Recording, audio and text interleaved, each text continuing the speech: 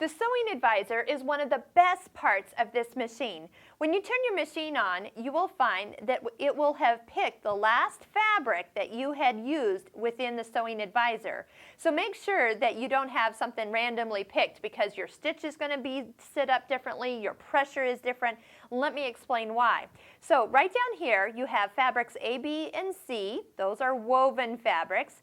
And then D, E, and F look like knit fabrics.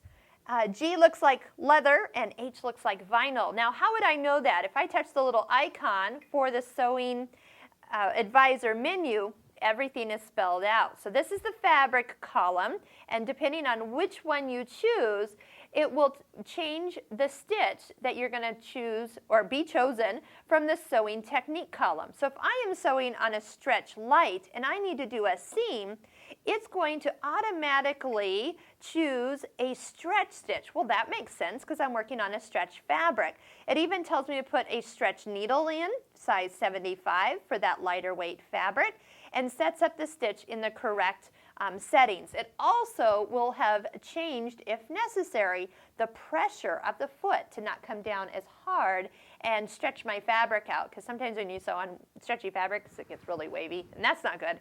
You will definitely appreciate having the sewing advisor change that when you're not even really thinking about that. So if I want to go back to a regular fabric and I'm not sure what I'm working on, choose B.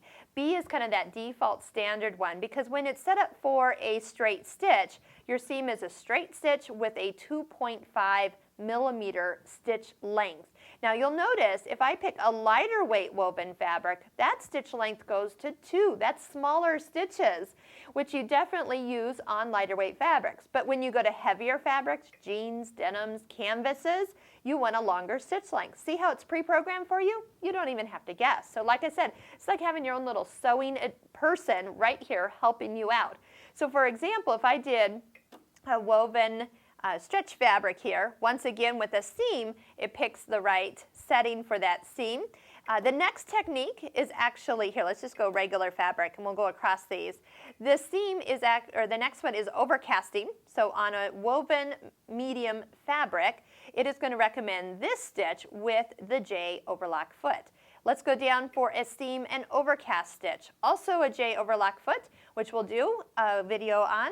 And look at the stitch. It changes for the overcasting and seam type stitch.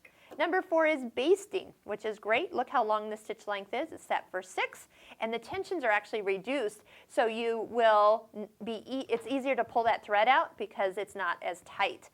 Blind hem, pick the perfect blind hem settings for that fabric. Again, if we picked a stretch medium, you're going to get a stretch blind hem. How cool is that? So next down here for a hem, that's going to be great. Well, that's obvious, it's a straight stitch, but that changes based on which fabric you actually have selected. So it changes beautifully. It also changes the foot. So if I get into another area where the foot should be changed for example, leather, and a seam, it's going to have our H foot. That's the non-stick foot, so it slides and glides over your fabric. Down here, buttonholes. Buttonholes for leather, we do a single line straight stitch. Buttonholes for woven medium, more traditional type.